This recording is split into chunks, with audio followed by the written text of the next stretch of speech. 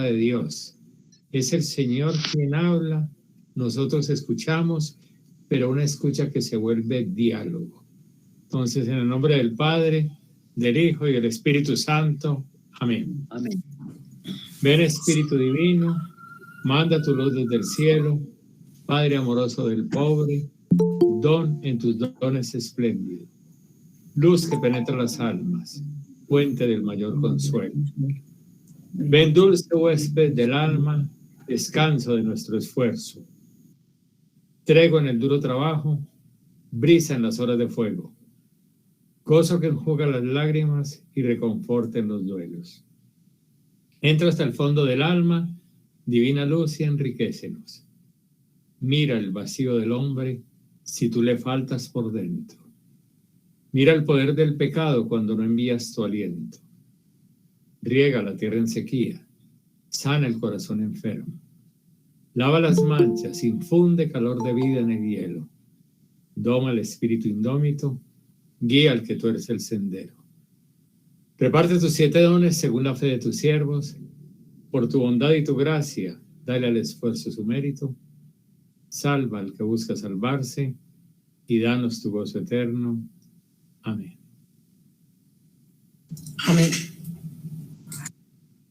En la reunión pasada hice una propuesta de invitar a hacer un trabajo escrito y enviarlo por correo y después compartir algunos pocos aquí en esta reunión de hoy.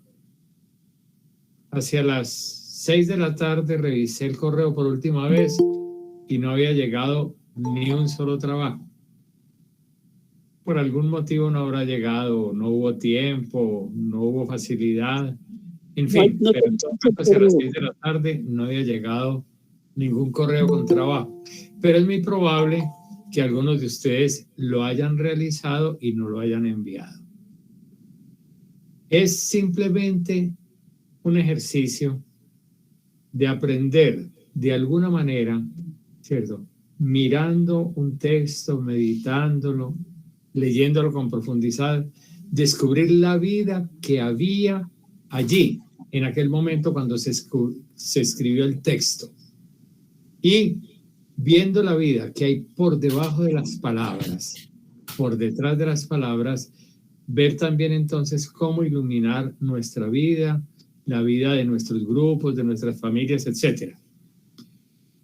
Como digo, no recibí ninguno, no es problema, absolutamente ningún problema, eso no perjudica el trabajo, pero sí quisiera saber si hay alguno de ustedes que hizo el trabajo y quisiera compartirlo.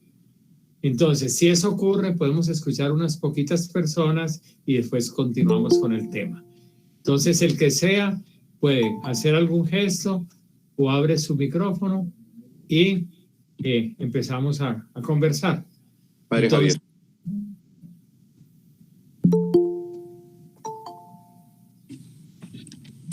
Entonces, si hay alguien que haya hecho el ejercicio, enciende el micrófono, empieza a hablar y hacemos todos presentaciones breves.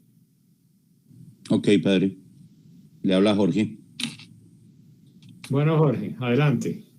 Bueno, con Angelita estuvimos revisando, para los que no nos conocen, Ángela es mi esposa, estuvimos revisando y nos llamó mucho la fracción de los textos en donde se habla de la genealogía de Jesús, sobre todo en las mujeres. Nosotros, como familia, como hogar, pues hemos tenido un pasado de desorden, como lo vivieron algunos de los antepasados de Jesús, que no es para nada para enorgullecerse, pero lo unimos a un concepto que usted escribía, padre Javier, que no hay edad para uno hacer el cambio, para hacer uno iniciar un proceso de replantearse el camino de la vida. Brisábamos nosotros, creo que aproximadamente los 50 años, ya hace muchos años, cuando con Angelita, como ella lo expresó en su momento, con gran dolor en su corazón, teniéndolo todo, quisiera cambiar todo esto que tengo por momentos de paz, por momentos de alegría. Pues esas pequeñas palabras que gracias a Dios las pude escuchar yo cuando, como un hombre de mundo en desorden, llegaba a mi casa, no sé, 1 o 2 de la mañana, fueron palabras de un ángel que hizo que nosotros empezáramos un camino de replantearnos la vida. ¿Qué está pasando? Teniéndolo todo nos sentíamos vacíos, sin soledad, sedientos de algo. Y desde ese entonces empezamos un camino que hoy nos ha llevado a poder decir que sí somos testimonios del amor de Dios como laicos en medio del entorno que vivimos, en nuestros hijos, en nuestra familia ampliada, en los sobrinos, en nuestros hermanos. Y vemos que sin muchos discursos doctrinales, sin mucho presionar a la gente, el mensaje de Cristo va llegando a los muchachos, porque es un mensaje más de testimonio, de experiencia, de vivencia. Eso muy breve, Padre Javier. Jorge, muchas gracias y un saludo pues también a Angelita. Si hay alguna otra persona que también quiera compartir o su testimonio o testimonios ajenos, que ve que se inspiran y se pueden inspirar e iluminar con estos textos bíblicos que hemos venido trabajando. Sí, Javier.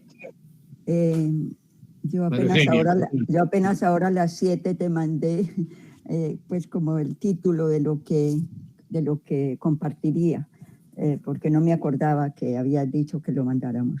En fin, había pensado 2, pero bueno, voy a compartir uno. Y es respecto al anuncio el nacimiento de Juan Bautista como pues un anuncio de algo maravilloso y que iba a cambiar algo. Quiero compartir una experiencia que acabamos de vivir aquí. Yo vivo en un pueblito de Nariño, de la costa pacífica de Nariño, prácticamente en una isla, todo de población afro. Y yo soy religiosa, llevamos un colegio que es en convenio entre la diócesis y la Secretaría de Educación.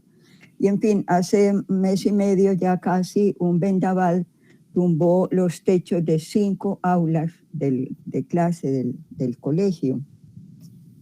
Y no solo, pues cuando vinieron los que saben, pues decían que no solo habría que reconstruir los techos, sino todo, porque pues es una construcción de madera y ya las puertas, ventanas y paredes ya no aguantarían un techo nuevo. En fin, hicimos venir, pues le avisamos al obispo, porque es en últimas es el dueño de esto acá, y al alcalde, pues porque esa parte del colegio está edificada en terrenos que son del alcalde. Y bueno, primero sí, mandaron a alguien que viera, y el alcalde vino un día, hizo una reunión y dijo que a los 8 días traería el presupuesto, y pasaron 3 semanas y no vino ningún presupuesto ni nada. Entonces, la semana pasada los alumnos de 11 buscaron a los profesores y les dijeron: y nos vamos a quedar tranquilos con que el alcalde no venga a esto. Bueno, los profesores los escucharon. Ninguna de nosotras ese día de las religiosas estábamos aquí. Bueno, se reunieron los profesores con los de 11 y los de 11 dijeron: no, pero es que no nos podemos quedar tranquilos. Y bueno, los profesores pues los escucharon y se abrieron a decir: bueno, sí, es un derecho, hay que pedirlo, pero hay que saberlo pedir. Hay que saberlo pedir con 0 violencia, con respeto a las personas, con no sé qué. En todo caso, armaron todo eso, y la semana pasada, por 3 días, no hubo clases, sino que todos los alumnos salían en marcha con unas pancartas que elaboraron ellos, que los profesores cuidaron mucho, pues que no hubiera irrespeto, aunque sí, pues, por ejemplo, ¿dónde está el alcalde? ¿Dónde está Monseñor? Esperamos que nos vengan con una solución. Cosas así. Entonces,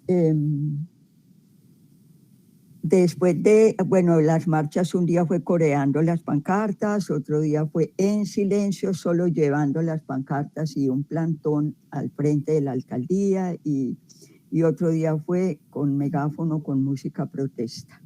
Pero de verdad se portaron muy bien, nada de irrespeto, nada de piedras, nada de nada.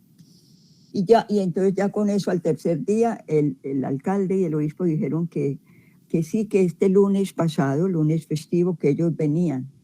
Y vinieron a las 10 de la mañana, vinieron, cada uno ofreció cuánto podía dar, como la plata que está más lista es la del obispo, pues entonces que se hiciera una mesa permanente y que mañana es la primera reunión de esa mesa permanente para aprobar cuál presupuesto y empezar con la plata del obispo, porque la del alcalde solo puede ser cuando termine la ley de garantías, en fin. Pero lo que quería compartir es eso, de educar a los jóvenes para ser activos en su comunidad, exigir sus derechos, todo eso con respeto, y ser de alguna manera pues también instrumentos de reconciliación entre la comunidad, las autoridades y eso. No, pues realmente evaluando con los alumnos decían, no, de verdad, si no nos movemos estaríamos en lo mismo, 2 semanas después estaríamos en lo mismo, pero pues estaban muy contentos y de verdad nosotros tenemos un principio que es educar en la vida y para la vida, y decíamos, pues es esto, educar a partir de esta dificultad y para que ellos aprendan a que los derechos se reclaman, pero sin vulnerar los derechos y la dignidad de nadie más. Eso quería compartir. Eugenia, muchísimas gracias. Mira, 2 testimonios muy distintos, en ambientes muy distintos, inspirados en diferentes textos, ¿no? Pero vamos viendo cómo la palabra de Dios va iluminando los procesos de la vida, los procesos de la comunidad, de la familia. Si de pronto hay un tercer testimonio, y con un tercer testimonio quizás podríamos ya terminar este compartir. ¿Quién quisiera compartir otro testimonio de lo que encontraron de luz en la palabra escrita que ilumine la palabra de Dios y el actuar de Dios en la vida?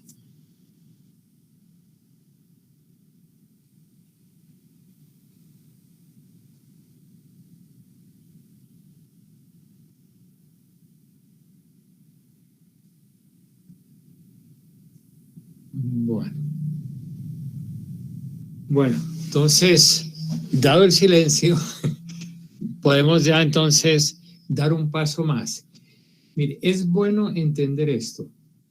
Cuando se habla de la infancia de Jesús, lo que se quiere mostrar es que el evangelio que empezó Jesús a los 30 años, después de estar con Juan el Bautista y de ser bautizado, tiene sus raíces también en todo lo que fue la historia del pueblo y la historia personal y familiar de Jesús, y todo lo que tuvo que vivir en el pueblo.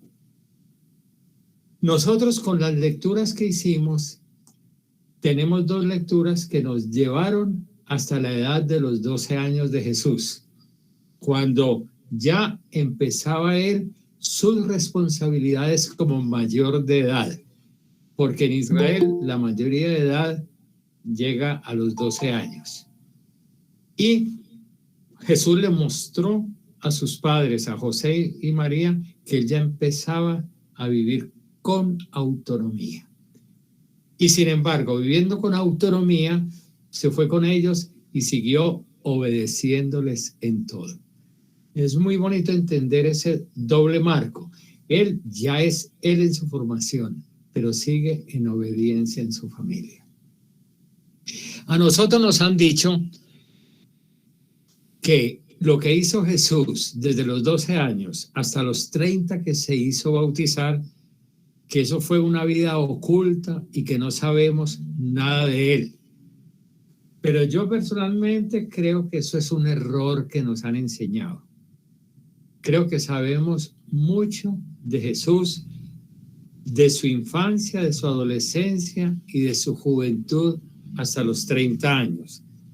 Y vamos a conversar de algunas cosas que estoy seguro que todos las sabemos. Unos detalles con mayor conocimiento, otros con menos conocimiento, pero lo sabemos. Jesús pasó su infancia y adolescencia y su juventud en Nazaret. Él había nacido en Belén, pero nos cuentan ambos evangelios que se fueron a vivir a Nazaret. Nazaret es un pueblo pequeño, es un pueblo, podríamos decir, sin mucha importancia para la nación, tanto que ni una sola vez en el Antiguo Testamento se menciona ese pueblo, ni una sola vez en el Antiguo Testamento. Por otro lado, oímos un comentario en el Evangelio, cuando Natanael le dice a Felipe, le dice a Felipe, es que de Nazaret puede salir algo bueno. O sea que Nazaret era un pueblito, digámoslo así, de mala muerte. ¿Y qué va a salir bueno de Nazaret?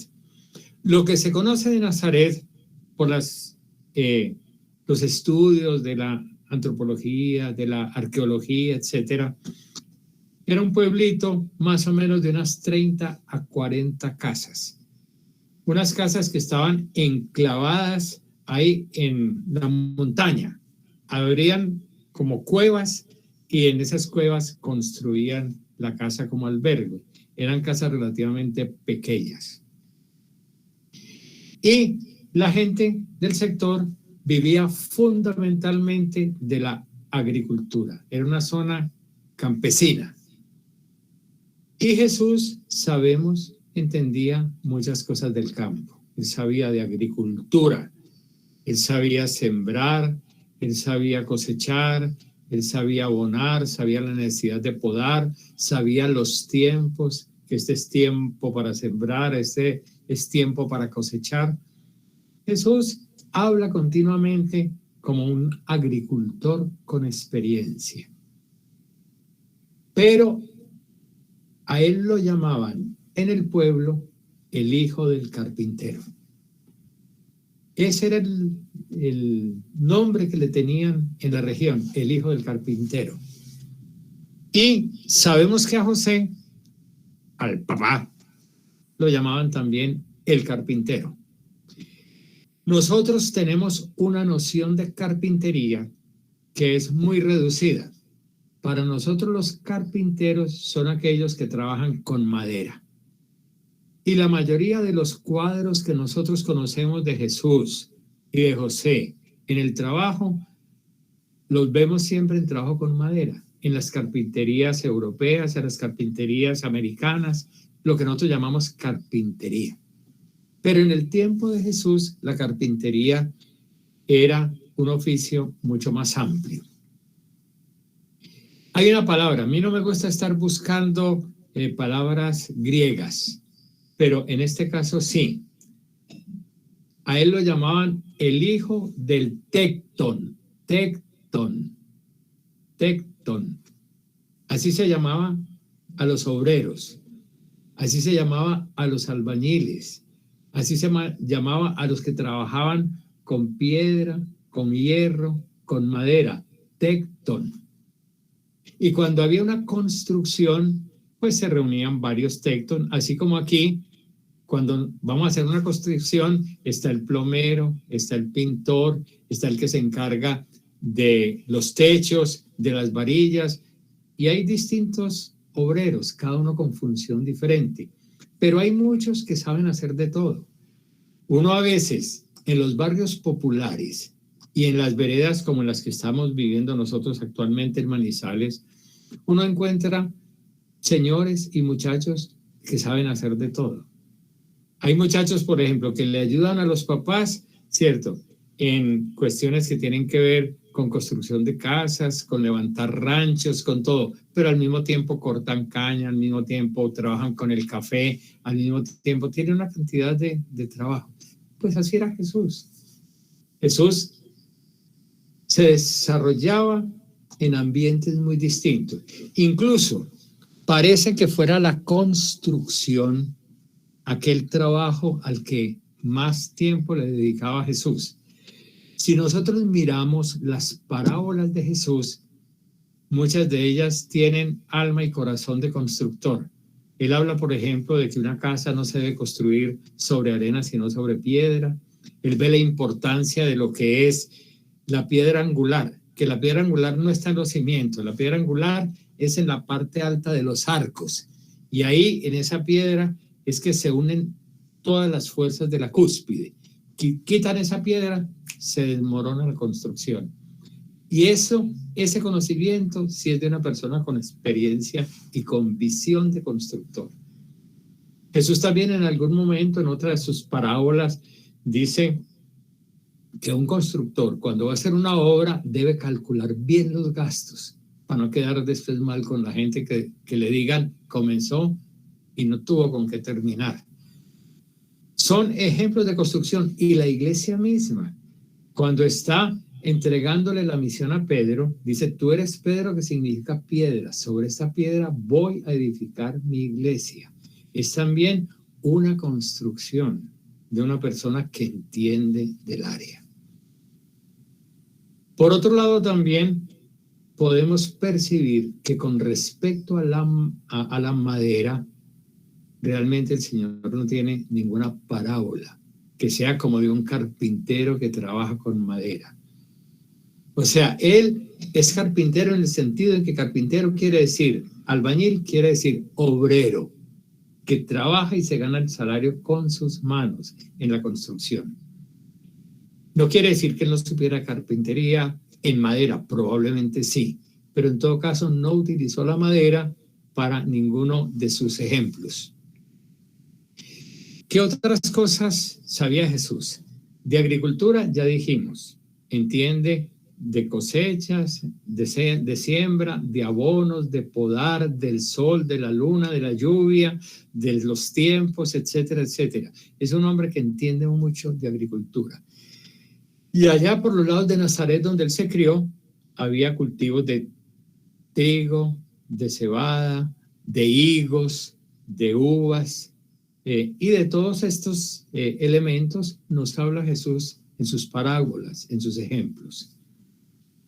Por ejemplo, con respecto a las uvas, él también habla de la vid y de los sarmientos, podríamos decir del tronco y de las ramas. Habla de lo que son las uvas dulces y las agrias, recordando también pasajes del Antiguo Testamento. Habla de la torre del vigía que está observando el viñedo. Habla de viñadores, de dueños de viña, de negocios de viña que hay en el sector. Él habla también, ¿cierto?, en un momento determinado de cómo se fabrica un buen vino. O sea, él no solamente cultivaba los viñedos o sabía cultivarlos, probablemente viñedos ajenos, pero sabía trabajarlos, pero también sabía producir el vino, porque en los alrededores de Nazaret había fábrica de vino, porque había mucho viñedo. Y entonces él nos habla de las vasijas, de los odres, pues, nuevos, de los odres viejos, que si no se tiene cuidado con ellos y se echa vino nuevo en odres viejos, revientan.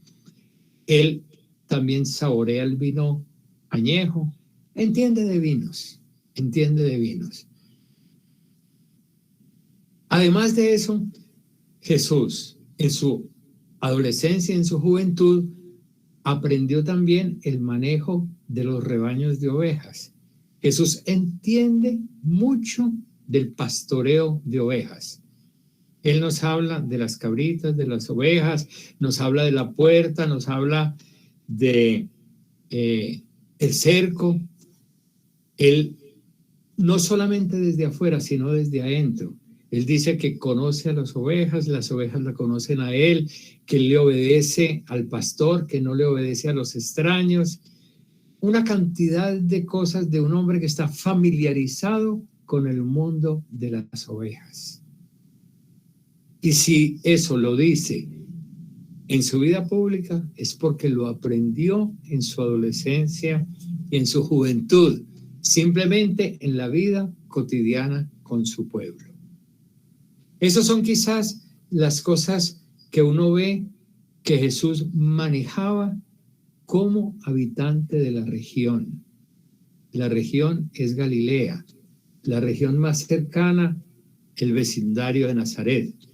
Y esos son los cultivos y esos son, dijéramos, los recursos económicos y alimenticios que tiene la gente. Entonces ya vemos 3 áreas que son importantes en las cuales él se manejaba bien, ¿cierto? En la construcción, en todo lo que llamamos trabajo manual de albañilería. Y este trabajo de albañilería, ¿cierto?, hace que él conozca prácticamente todas las casas por dentro. Porque en todos los barrios y en todas las veredas a los albañiles se les necesita y cada rato se les llama para una cosa o para otra. ¿Cierto? Y a José y a su muchacho, todo el mundo los conocía, el hijo del carpintero, y probablemente los llamaron a muchos trabajos en las diferentes casas. Entonces está esto, está todo lo relacionado con la agricultura, está lo relacionado con el pastoreo. Pero además de esto, nos damos cuenta que él entiende de pesca. Eso ya no lo consiguió allá en su entorno cercano, porque por ahí no hay donde pescar. Pero él viajaba con alguna frecuencia a Cafarnaún y nos damos cuenta que él entiende de pesca. Los primeros discípulos fueron pescadores y Jesús estaba en la barca con ellos, pescaba con ellos, y hasta hay algunos momentos significativos que está diciendo, echen la red a la derecha. Es un hombre que sabe manejar la red, sabe que en la red aparecen peces buenos y peces malos, en fin, él no es un ignorante de la pesca. Entonces nos estamos dando cuenta que es mucho lo que conocemos de Jesús, de su juventud, de su adolescencia. Cuando nos dicen que no sabemos nada, que va. Hay que mirar, hay que leer, hay que observar y darnos cuenta que sabemos bastante de eso. Y cuando uno mira esas situaciones, uno descubre también lo que significaba esa economía allá donde ellos vivían. En algunas parábolas, él nos muestra la realidad de los campesinos. Los campesinos, muchos de ellos trabajaban en los viñedos, otros trabajaban en tierras ajenas. El salario lo llamaban denario. El denario es lo que llamamos nosotros un jornal, lo que le pagan al obrero diariamente. Esos jornales eran muy bajitos. Yo creo que tan bajitos como el salario mínimo aquí en Colombia, que no alcanza a que una familia pueda tener una vida digna, y menos si hay una familia numerosa. Así era el denario en la época de Jesús, no alcanzaba para lo fundamental. Entonces la gente se endeudaba, había mucha gente endeudada. Y nosotros recordamos algunos ejemplos,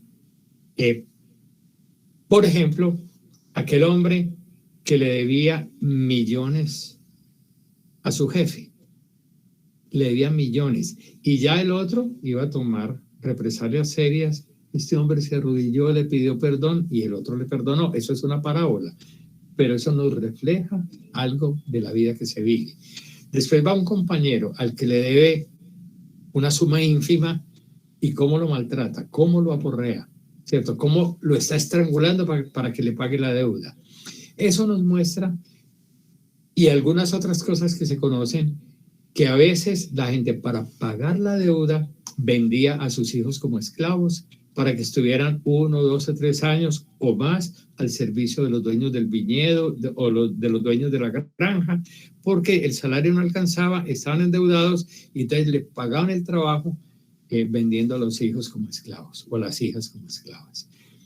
Había mucha pobreza en los campos. mucha pobreza en los campos, mucho endeudamiento, y los jefes, que a veces eran terratenientes, se iban los dueños y dejaban capataces, y había capataces muy tiranos. Y después ellos venían a reclamar. Y ustedes recuerdan algunos ejemplos de que viene el amo y reclama lo que no sembró.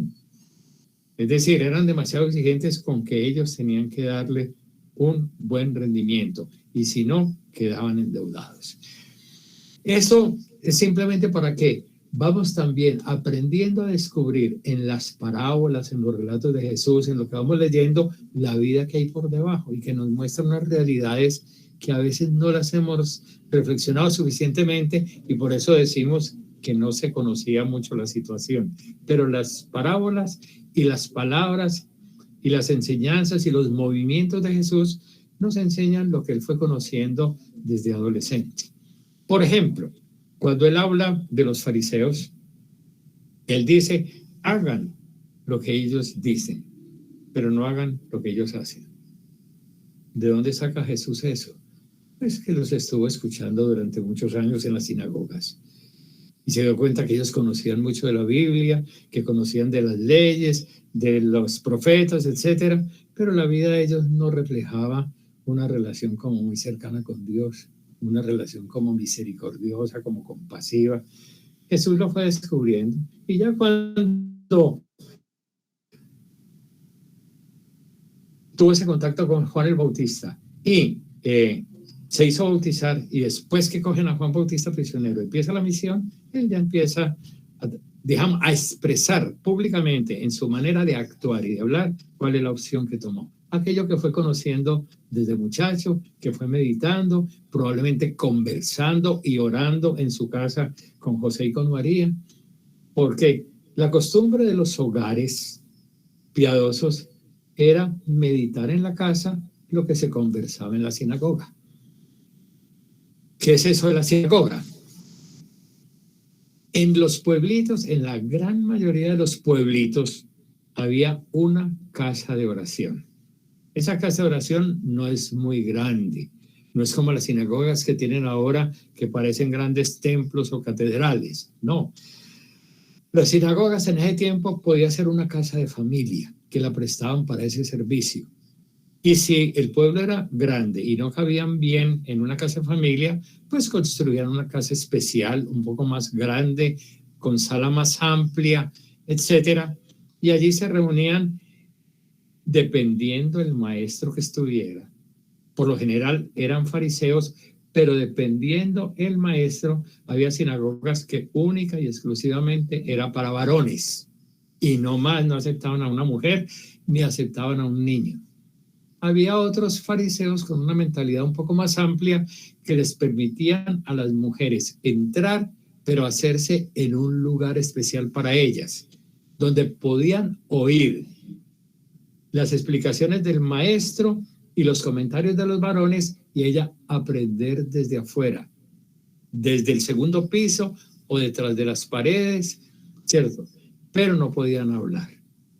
En algunas aceptaban a los niños varones, en otras no aceptaban a los niños varones. Lo mismo que en nuestras parroquias.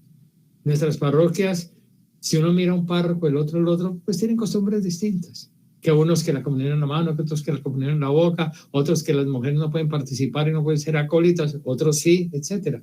Es decir, puede que haya normas generales, pero hay modos de ser particulares también. Aquí de los sacerdotes y allá de los fariseos. Uno no puede encasillar a todos como en el mismo marco, porque hay algunos más amplios de mentalidad y otros más cerrados. Y hay algunos más honestos en su vocación como fariseos, y hay otros que son hipócritas, así como entre nosotros. Entre nosotros también hay católicos muy piadosos y hay otros muy hipócritas. Hay unos sacerdotes muy generosos, muy serviciales, y otros muy oportunistas. Eso también vemos que lo conoció Jesús desde joven, cómo se manejaba la vida espiritual en la sinagoga de Nazaret. Y él también viajaba cada año 2, 3 veces a Jerusalén, y empezó a darse cuenta que lo que vivía en su pueblo era únicamente una pequeña muestra de lo que se vivía en Jerusalén, que ya estaban los grandes maestros de la ley, los grandes jefes entre los fariseos, los doctores, sabios, etcétera. Y él empezó a darse cuenta también en sus viajes a Jerusalén la corrupción tan grande que había en torno a la religión. Empezó a darse cuenta que una cosa son las enseñanzas y otra cosa las actitudes que muestran. No todo el mundo, habría fariseos y escribas y maestros de la ley muy honestos. Ya conoceremos después también a Pablo, que Pablo nos dirá que fue fariseo, pero de los correctos, de los que querían cumplir la ley y lo hacían a cabalidad. Pero hay otros que simplemente aparentaban, hacían largas oraciones, etcétera, etcétera, pero por dentro llenos de rapiña. Yo hablo de estas cosas para darnos cuenta que Jesús tuvo todo un proceso de formación en su hogar, en el pueblo, en la sinagoga, en el trabajo, con su gente, conociendo la pobreza, etcétera, etcétera. ¿Cierto? Y él en esas actividades alcanzó a conocer también y a descubrir muchas formas de dolor. Yendo de un lado para otro, él vio los enfermos, ¿cierto? Vio los extranjeros, la forma como trataban a los extranjeros los judíos, y Jesús se estaba educando con principios judíos, de la ley de Moisés, interpretada por los profetas, por la historia y por los actuales maestros. Entonces Jesús, por ejemplo, se podía encontrar con unos leprosos, pero la ley decía que a los leprosos había que servirles con caridad, pero no acercarse a ellos, porque quien se acerca a ellos se vuelve impuro de la impureza que tienen los enfermos. Y Jesús probablemente en sus 20, 22, 24, 26 años, lleno de compasión y misericordia como un hombre, lleno del Espíritu Santo, sufría al ver a esta gente, pero era cumplidor del deber y no se acercaba. No tocaba, pero debió haber sufrido mucho, porque Jesús, amando a esta gente y viéndoles la soledad, viéndoles el desprecio a que eran sometidos, quizás tuvo que sufrir mucho, pero él era cumplidor de la ley y él era obediente.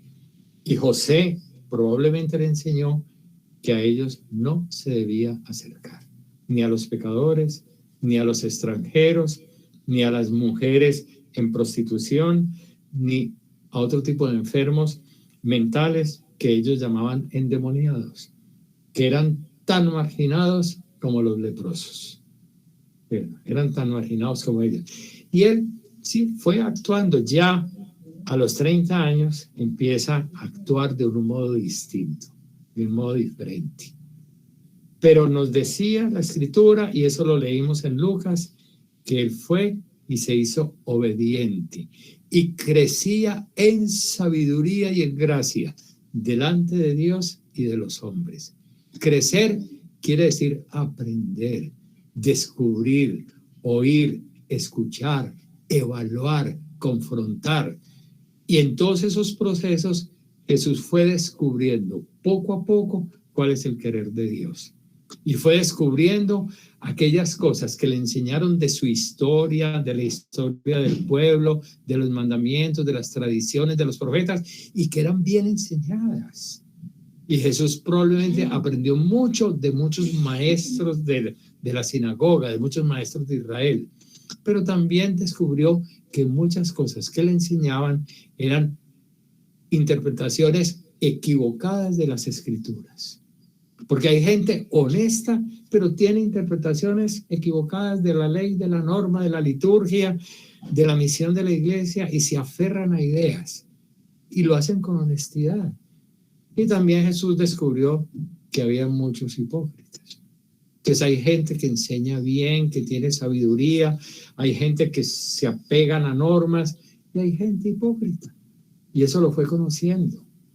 Y frente a eso fue aprendiendo, fue tomando postura, y ya lo veremos después a los 30 años, cómo y de qué forma entendió su misión. Y adelantamos lo que dijo en una sinagoga: ¿cierto? El Espíritu del Señor está sobre mí y me ha ungido para dar una buena noticia a los pobres, para dar vista a los ciegos, para liberar a los cautivos y anunciar el año de gracia del Señor. Pero esa misión que él está expresando en ese momento la fue madurando a lo largo de su vida. Yo creo que ese primer punto ya podemos decir que es cierto, que sabemos muchas cosas de la famosa edad oculta del Señor. Sabemos muchas cosas. En este momentico voy a volver a abrir micrófonos. Si alguien quiere hacer algún comentario sobre esto que acabamos de reflexionar, algo que le llame la atención, alguna inquietud que haya quedado, abrimos micrófonos por un momento cortico.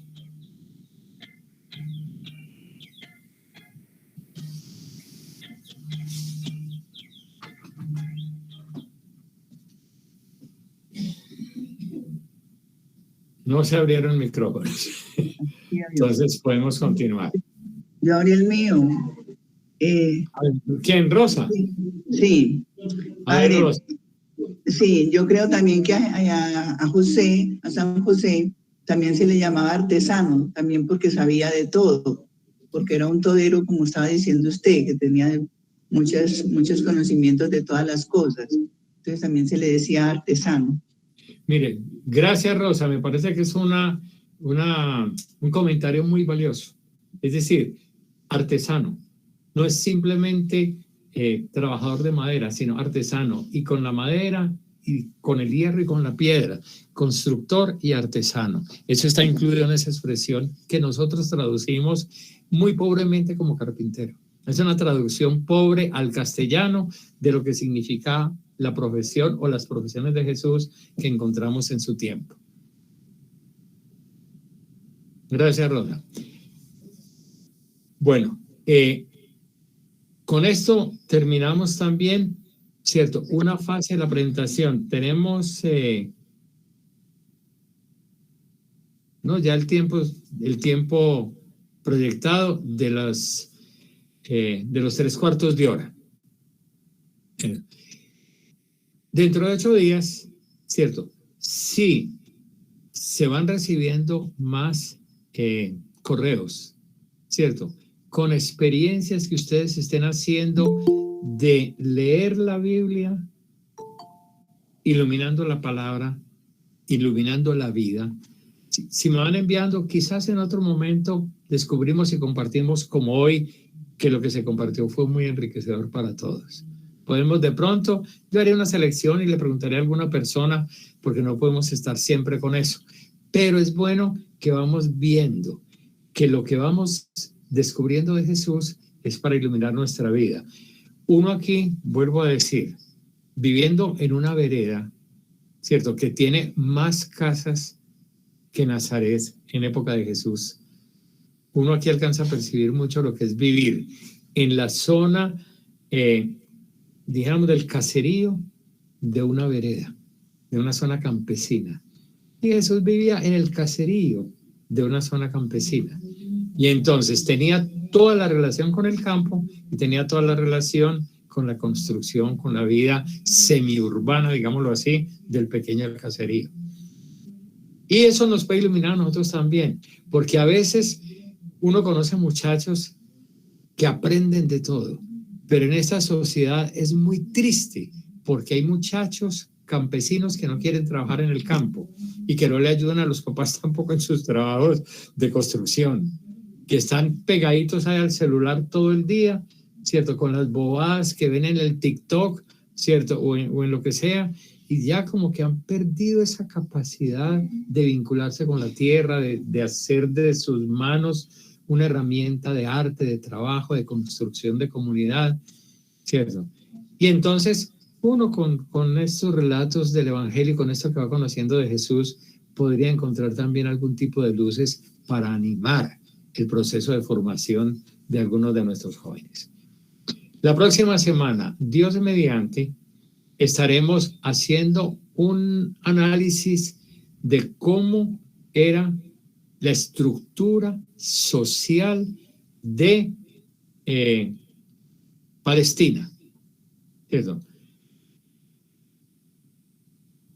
Quiero terminar simplemente diciendo una cosa. Galilea, donde está Nazaret, Galilea es el departamento, Nazaret es el pueblito, pero ese departamento, esa provincia de Galilea, la llamaban, los judíos la llamaban Galilea de los gentiles. Y la llamaban Galilea de los gentiles porque por allá, por esa región, pasaban muchos extranjeros. Por el lago de Cafarnaún y por ahí, por esos lados, venían gente de Roma, de Babilonia, subía gente de Egipto, etcétera. Y entonces allá la gente se mezclaba mucho con los extranjeros. Y los judíos les parecía que por eso los galileos eran tan librepensadores, como tan revolucionarios y tan mezclados de culturas, que eran como medio impuros. Y a Jesús lo van a insultar varias veces llamándolo Galileo.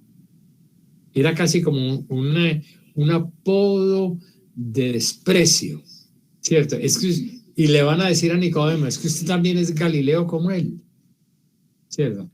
Y eso es bueno saberlo, porque entre nosotros también tenemos estereotipos con cada una de las regiones, con cada uno de los lugares. Una cosa es ser paisa, otra cosa es ser costeño, otra cosa boyacense, otra cosa es pastuso y otra cosa es santanderiano. Y lo mismo, una cosa es ser judío y otra cosa galileo. Eso lo iremos viendo también, Dios mediante, en el transcurso. Entonces, démosle gracias a Dios. Recordemos que nos estamos preparando para la fiesta de Pentecostés. Y Pentecostés es la fiesta del Espíritu Santo. Y dice el Señor, nadie puede decir que Jesús es Señor si no es porque tiene el Espíritu Santo. Y nosotros a Jesús lo reconocemos como Señor porque el Señor nos ha regalado su Espíritu. Entonces vamos a unirnos a aquella que recibió en plenitud el Espíritu, a la Virgen María, la llena de gracia. Y digámosle juntos, Dios te salve María, llena eres de gracia,